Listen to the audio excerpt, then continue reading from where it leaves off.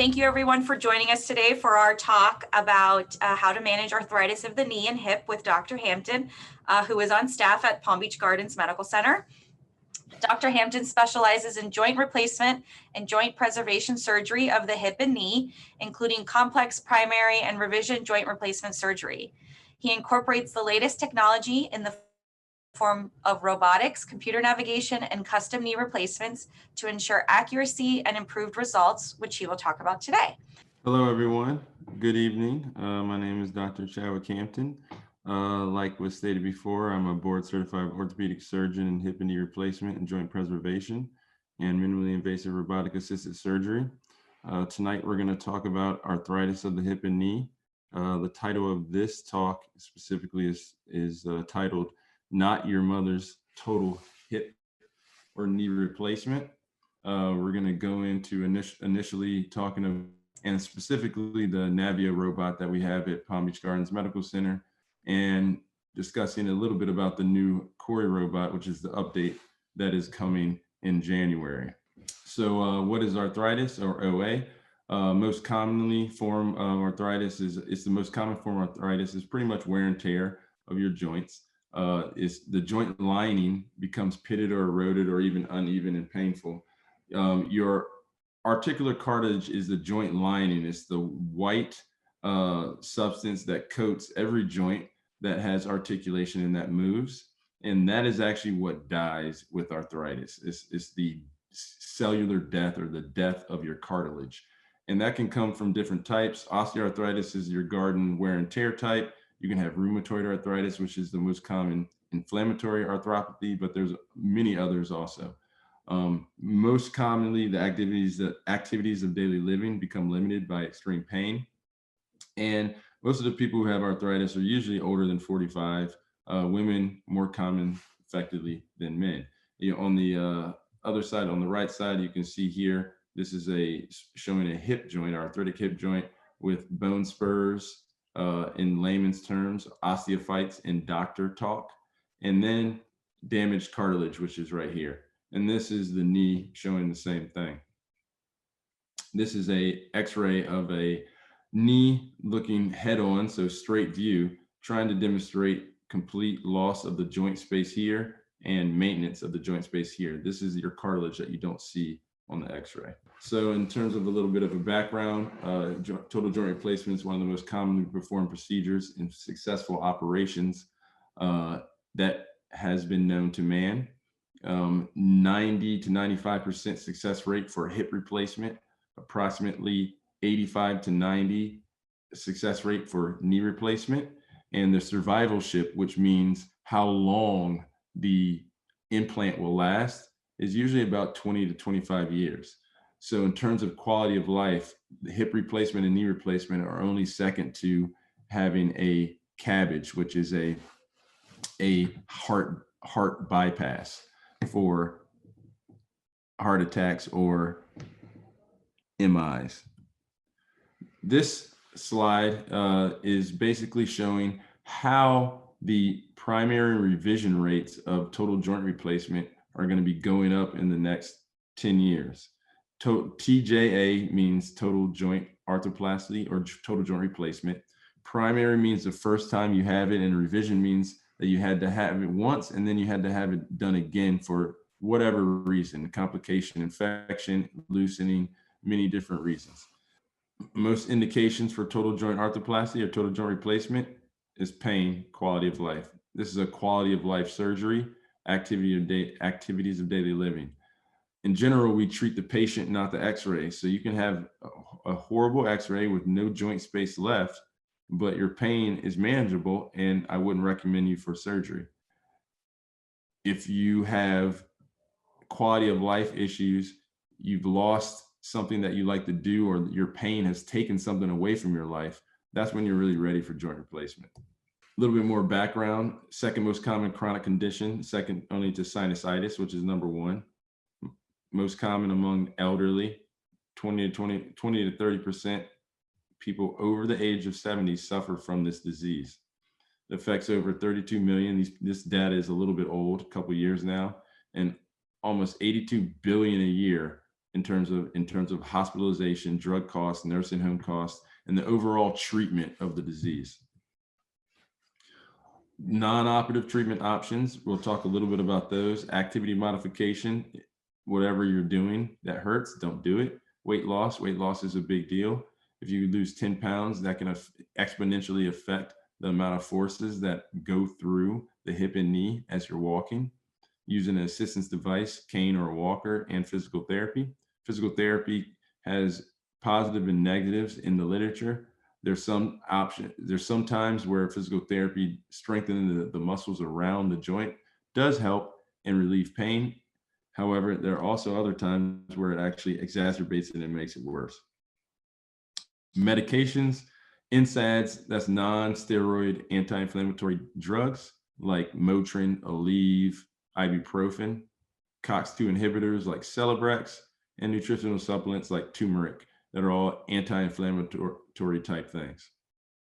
And then injections, corticosteroid and viscosupplementation. Corticosteroids are the standard steroid injections that have been used for the hip and knee arthritis and hip and knee pain for years. And then viscosupplementation is a fancy word for fake cartilage or fake gel injections. These basically, you take chicken cartilage, which is the same fundamental building block as our cartilage, hyaluronic acid, and you inject that into the joint, and it gives relief. All these are Band-Aids. These are the non-operative treatments that you try prior to surgical intervention. Now, moving on to a little bit more in depth to knee replacement. On the left, you see a degenerative knee. In the middle left, you see the bone cuts that you make when you do a knee replacement. You remove the bad arthritic bone, and then on the right, the two implants. Surgical treatment options other than joint replacement include arthroscopy, a cleanup job. You can go in and clean the meniscus, clean the cartilage, and get some relief. However, you're not really actually performing the main or dealing with the root cause. The root cause is articular cartilage damage, which is arthritis, and arthroscopy is not going to actually give a definitive solution for that. Cartilage transplantation, usually for more younger patients, and then osteotomies, and then joint replacement. Main goals of joint replacement: relieve pain, restore function, and mobility. Why change? We've done very well with joint replacement, hips and knees, over the last 40 to 60 years. However, there are improvements that can be made, specifically to establish more consistent results, to improve the lifespan of the prosthesis or the implant, improve quality of life with unrestricted activities instead of having restrictions, decrease trauma and tissue damage during the procedure, and make the surgery more reproducible for all. So this is a busy slide, but I want to show you a couple things, or point out a few things, past and present, in terms of what we used to do and what we're doing now. It used to take us about 4 to 6 hours to do a joint replacement. Now it takes us an hour or less. We used to transfuse a lot, 2 to 3 units. Now it's very, very rare. We limited your range of motion. Now you're allowed to have range of motion immediately. We used to put cast on. Now we have you with range of motion and walking the same day with the walker. The lifespan used to be 10 years. Now it's about 25 to 30. Some of the advances that I wanted to kind of touch on today is Oxenium, the minimally invasive sparing approach, which is a new approach that we use that causes less trauma to do the same procedure, reduction in bleeding, pain relief measures, and then robotics. We used to use mostly stainless steel and titanium implants. Now we have newer implants, specifically this metal called Oxenium. It's a ceramicized metal. So it's titanium with Oxenium on top of it. And it actually has a stronger and lasts longer, and the durability is better. Also, we have increased the polyethylene, which is the plastic that goes in. You can think of that as the cartilage that the replacement of the cartilage that we put in with the implant. That is also improved to about 25 to 30 years. We also improved our approach. Minimally invasive surgery isn't for everybody, non-obese patients that don't have a large deformity.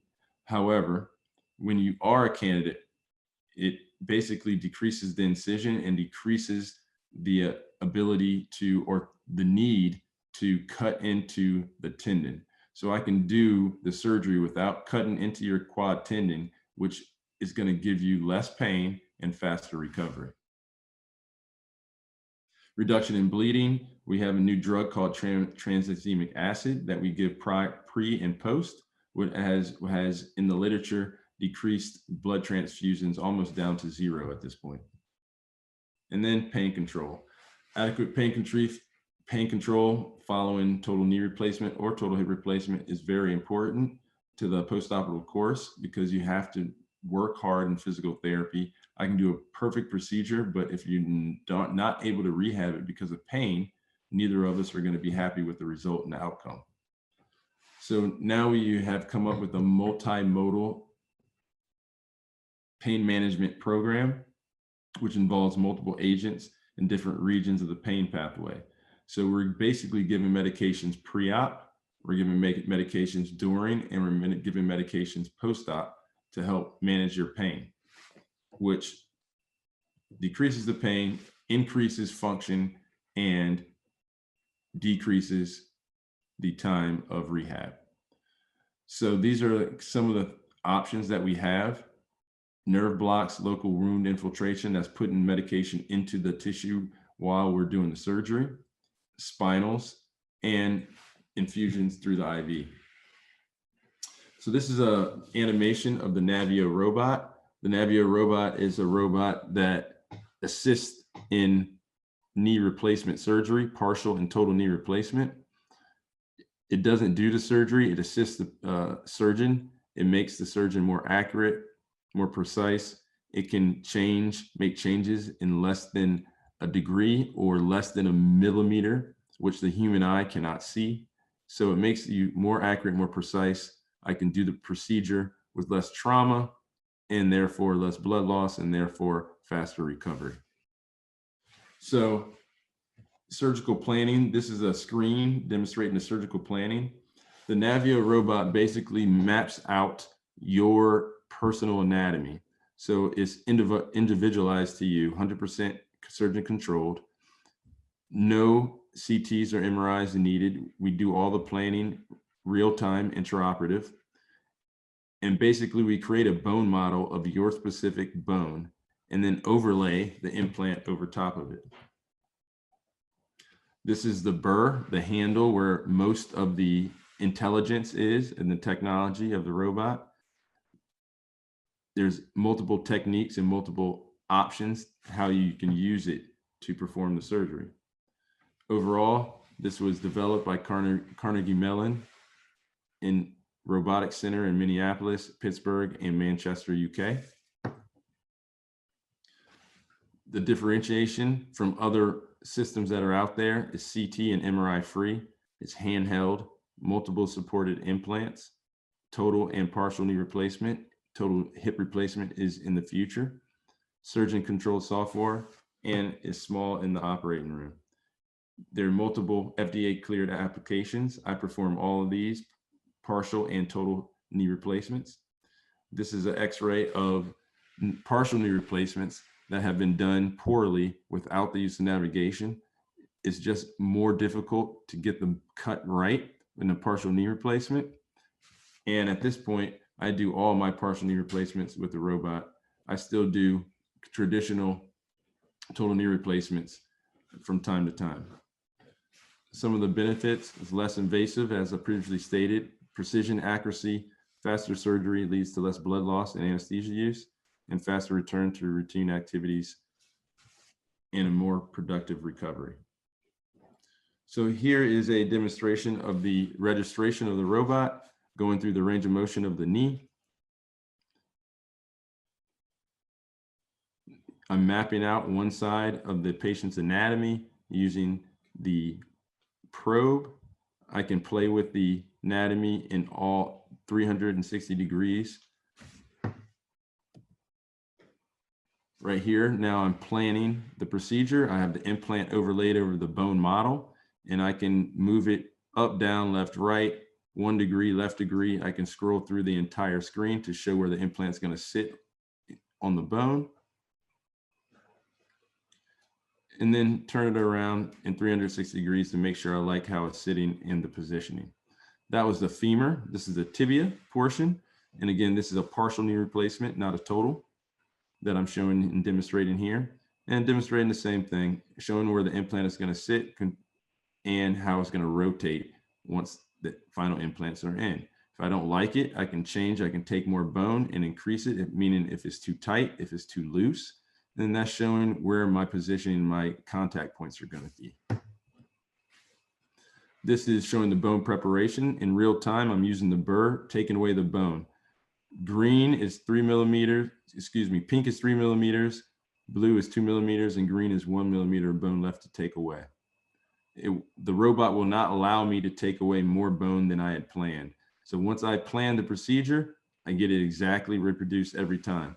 Now I can plan the procedure wrong, and that's exactly what I'll get. But if I plan it the way I want, I will be reproducible every time. And this is real time showing how it works.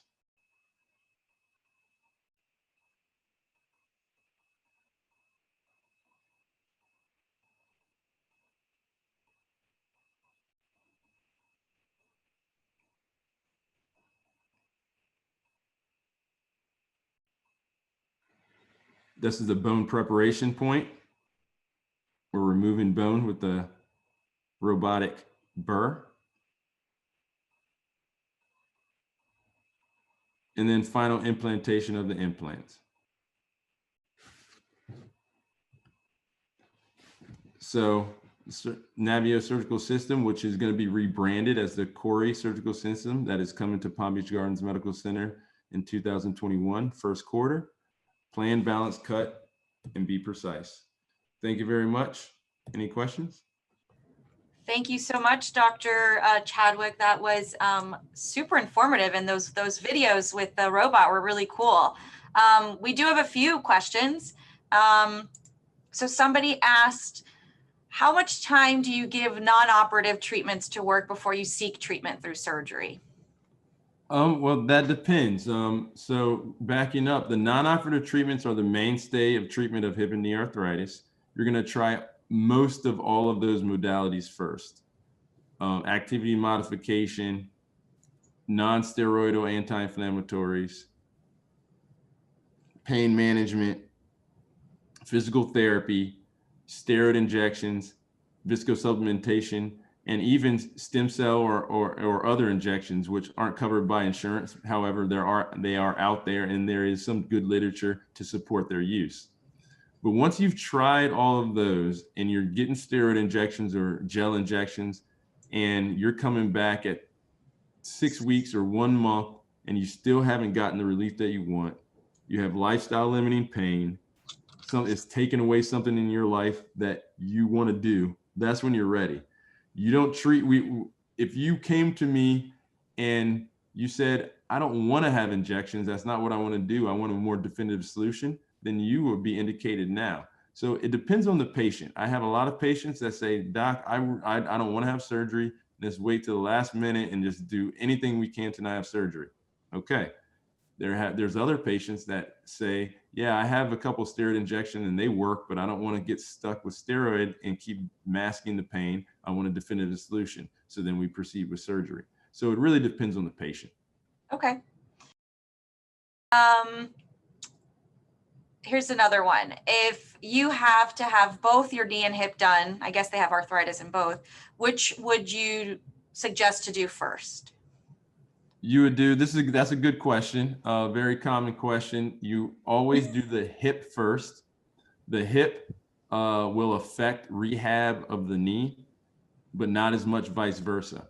So if you do the knee first and have hip arthritis, you'll have a struggle rehabbing and maybe have a poorer outcome with getting your range of motion and getting back to being you in full recovery. as opposed to doing the hip first, your knee is not going to affect your post-operative course and your rehabilitation as much. So you would proceed with the hip first, and then 6 weeks, 3 months later, you would do the knee. Okay. And then the last question, basically asking, what do you recommend, whether it's a partial knee or a total knee, for the treatment of arthritis after you've done all the non-operative ones, of course. So candidates for a partial knee replacement are specific. So you can think of a knee as a house with 3 rooms: the kneecap room, medial room, or inside of the knee room, lateral room, or outside of the knee room. And you can need refurbishing of all the rooms. So if you need refurbishing or remodeling of one of the rooms, you're a candidate for a partial knee replacement. If you need refurbishing or remodeling of 2 or 3 of the rooms, you're not a candidate and you need a total. So how I do it, if I think you're a candidate based on your exam and your x-rays, I consent you for both, partial versus total. And then I just use the evidence-based medicine to make my decision. When we're intraoperative, I make a game time decision and I look at the other compartment that I was concerned with. And I basically measure the remaining cartilage. And if you pass the test, we proceed with the partial. If you fail the test, we go ahead and convert and do the total. Okay, that's really interesting. I hadn't heard that before. Okay, so that's it for the questions. So thank you again, Dr. Hampton, for that really informative presentation on how to manage arthritis of the knee and the hip. And thank you to all of you who attended. If you are interested in attending some of our other lectures, please visit our website at pbgmc.com/events. So thanks again, and good night, everybody. Bye. Good night.